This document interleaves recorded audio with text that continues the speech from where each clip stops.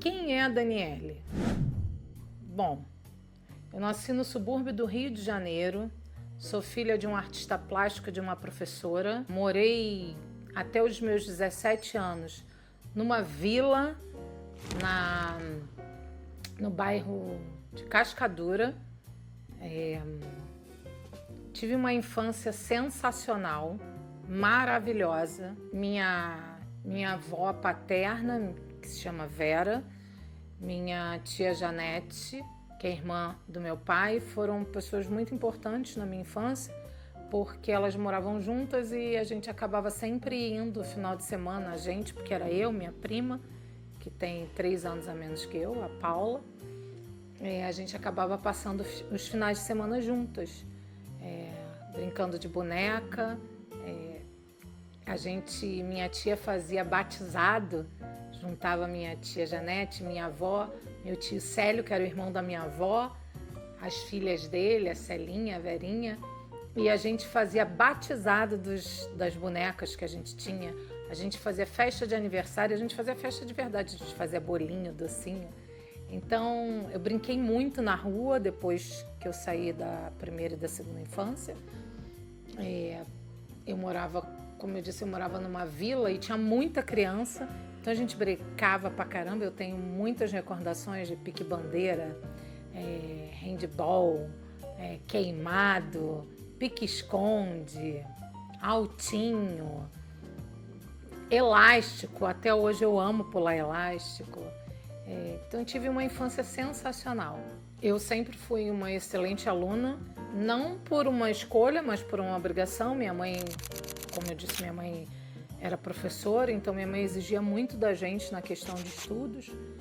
E eu agradeço muito a ela por isso, porque ela direcionou muita gente para estudar, para conhecer, para ter conhecimento. Meu pai mostrava pra gente o lado lúdico da vida, então eu tinha um equilíbrio nisso. Quando eu fiz 18 anos, eu já saí de casa. Eu casei com 18 anos, 18 a 19, não me lembro. Eu tive o meu primeiro casamento, o que não deu muito certo, mas vida que segue. E com 19 anos eu conheci o pai da minha filha mais velha. Quando eu fui fazer a primeira vez prova para a faculdade, eu tinha uma vizinha que fazia psicologia e ela falava umas coisas e eu achava aquilo fantástico, porque eu sempre fui uma criança esquisita. Eu gostava de cristal, eu gostava de meditar, eu gostava de acender incenso e ficar ali pensando. Eu faço terapia, faço análise desde os 13 anos de idade. E eu comentei com meu pai. Falei, ai pai, eu quero fazer psicologia. E aí, óbvio, o que era muito esperado pela época, meu pai falou, tá maluca, psicóloga? Psicóloga não ganha dinheiro. E aí eu fui pro outro lado, que é o lado do quê? De fazer o que todo mundo espera. Eu fui fazer direito. Mas desde os 17 anos eu queria fazer psicologia. Eu segui uma carreira, tive uma vida, casei, tive filhos, casei de novo. E continuava latente essa vontade. E chegou uma hora que eu decidi fazer esse movimento. E isso veio de uma conversa muito bacana. Eu trabalhei 18 anos no mercado financeiro, trabalhava com investimentos, trabalhei em todos os grandes bancos do país, trabalhei com bancos da Zona América também, bancos internacionais.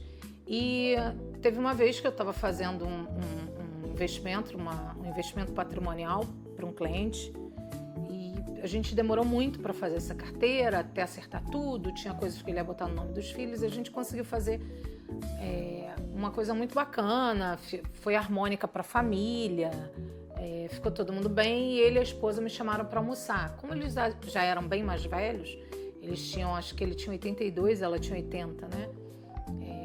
Foram meus clientes por longos anos. Eu fui almoçar com eles num restaurante maravilhoso. Ele pediu uma garrafa de vinho maravilhosa. Nós brindamos muito o sucesso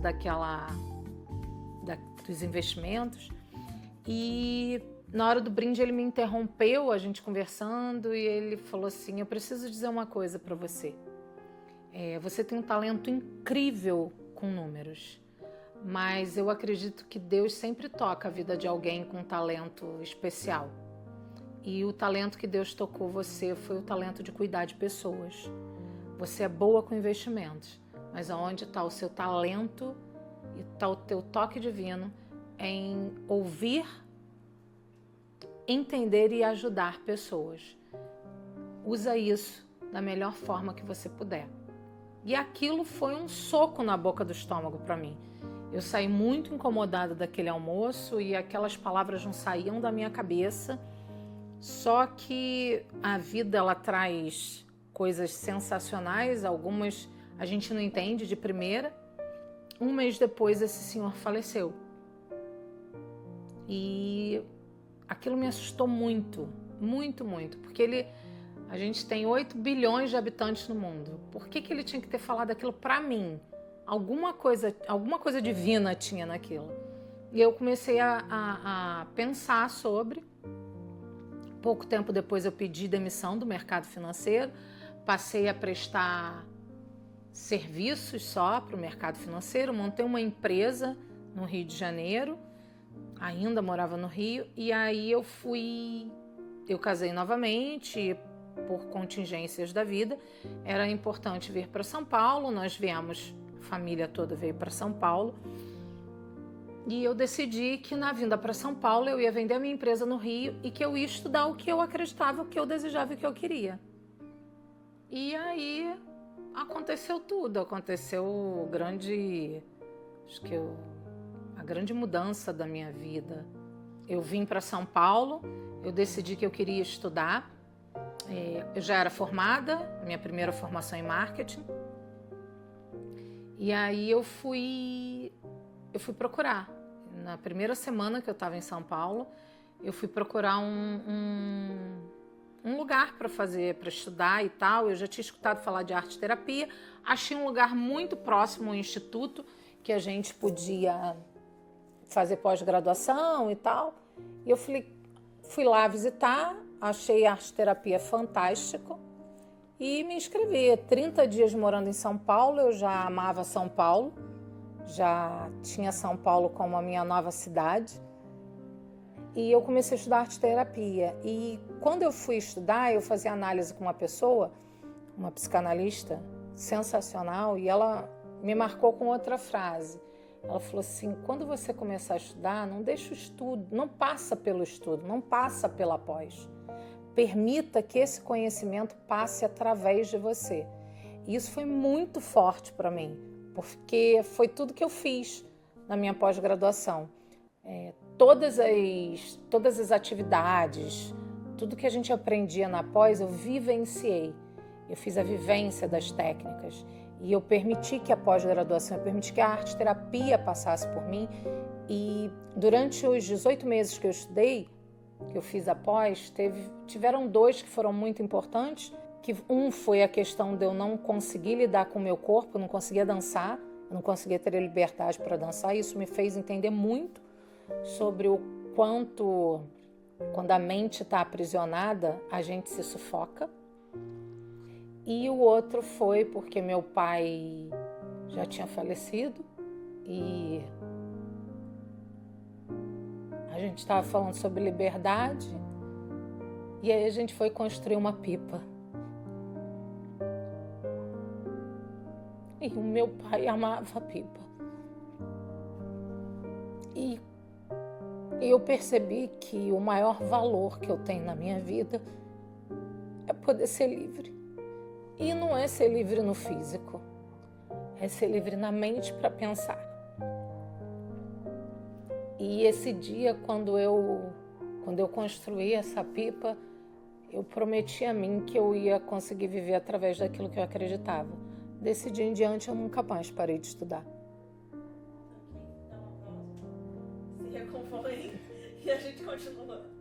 Tá bom. Depois que eu me formei em arte-terapia, e é óbvio que eu fui fazer... Arte-terapia eu fiz quando estava na pandemia ou... Não, eu fiz antes, em 18. quando eu me formei em arte-terapia, quando eu comecei a escrever meu artigo, eu falei, eu não vou ficar sem fazer nada, né? Eu quero um consultório. E eu, como sempre, sou ousada, empreendedora nata. Falei, gente, eu tenho que arranjar um consultório para eu atender. E aí eu tinha conhecido na internet uma moça que fazia cílios, fiquei amiga dela e aí comecei a pedir indicação e ela me indicou uma amiga que tinha um consultório de nutrologia. Era nutrologia ou nutróloga? Tá. A gente marcou um almoço, fomos todo mundo, a mulherada toda para almoçar e ela falou, eu tô alugando. Eu falei, eu quero alugar, eu sou arte-terapeuta formada. Ela, e você tem muitos pacientes? E eu não tinha nenhum, né, gente? Vamos falar a verdade. Mas eu, na minha mente, estava lotada a minha agenda. Falei, tô começando, eu tenho alguns pacientes. E aí eu consegui alugar, fizemos uma alocação por período. O consultório era uma gracinha. E marquei de iniciar no consultório, porque eu ia pro consultório mesmo tendo um paciente, eu ia passar o dia inteiro no consultório. E aí eu marquei para iniciar o consultório dia 16 de março de 2020, que foi o dia que a pandemia foi declarada no Brasil. Eu falei, gente, como é que eu vou dar conta de pagar o consultório se tá na pandemia? Não pode sair de casa. Então foi um impacto muito forte, mas o consultório foi acontecendo. Esse foi o primeiro, depois tive outro consultório, que aí foi dentro de uma clínica de fisioterapia. E aí eu já pude fazer mais bonitinho. E depois eu parti para o meu consultório, que é o consultório que eu estou hoje, que é num lugar maravilhoso, na esquina da Avenida Paulista. O meu consultório tem 2 salas. É um lugar super nobre em São Paulo, é o centro comercial, acho que do Brasil. Então, assim, foi uma conquista sensacional para mim. Amo meu consultório, amo meu cantinho. Eu digo que quando um paciente passa pelaquela porta e entra no consultório, o que acontece ali é que o mundo dele se abre ali e a gente pode se conectar através do que é mais importante, o amor do ser humano. Gente, mas tá foda ela com essa tosse, com espirro, me desconcentra. Quando eu terminei a pós em arte-terapia, eu estava terminando de escrever meu artigo científico, eu tive um vácuo tremendo que eu falei, falta muita coisa. E aí eu comecei a estudar psicanálise. Eu já faço análise há muitos anos, eu não faço psicoterapia, eu faço análise. Comecei a estudar psicanálise e falei, mas tá faltando, continua faltando alguma coisa. E aí veio o grande boom de que eu falei, vou fazer psicologia. E óbvio, no primeiro momento, eu já tinha 40 anos, 42, e eu falei, vou fazer uma faculdade de psicologia. Eu recebi muitas críticas, porque uma faculdade de psicologia demora 5 anos. E pra quê? E a pergunta não era pra quê, era por que eu queria fazer. Porque era um desejo. E eu aprendi durante a minha vida que a coisa mais importante do mundo é a gente bancar o desejo da gente. E eu tive a possibilidade de bancar o meu desejo. E fui fazer a faculdade. Estudei 2 semanas presencial. Na 3ª semana veio a pandemia, enfim, a gente passou 1 ano e meio online, depois nós voltamos presencial. Eu permiti passar pela faculdade, eu permiti que a faculdade passasse por mim. Foi uma das experiências mais incríveis do mundo. Me apaixonei pela loucura, né? No bom sentido, porque quando a gente vai... Eu fiz estágio em saúde, eu estagiei em CTI de hospital, eu fiz estágio numa clínica de internação para pessoas com problemas mentais, né, com vícios. E quando você está nesse lugar, você percebe o quanto essas pessoas elas são íntegras com elas mesmas, né? Então você acaba se apaixonando pela essa estrutura psíquica que Freud chamava de Psicólogo não. Carlos? Não sei. Neurose. Essa estrutura que Freud chama de psicose. Tá ruim, né? Tá ruim. Já tava bom. Diz que a mudança pra melhor, não tava muito bom. Tava meio ruim também. Tava ruim. Agora parece que piorou. Tá ruim, tá. Psicose, neurose e perversão, é isso mesmo. Essa estrutura que Freud chama de psicose, né? É muito bonito e no sentido de ver a verdade na qual a pessoa psicótica vive. É uma beleza relacionada a entendimento do humano, não é uma beleza ver uma pessoa com esse tipo de estrutura. É de ver como a estrutura se faz através dos estudos que a gente teve lá dentro. Então, assim, a faculdade foi uma das experiências mais fantásticas que eu tive. Me formei há pouco tempo e foi quando eu subi para receber meu diploma, eu vi o quanto eu era feliz fazendo psicologia e também entendi que eu não podia fazer quando era nova, porque para que você entenda a psicologia da melhor maneira possível, eu, Daniela, acredito que você precisa de um nível de maturidade.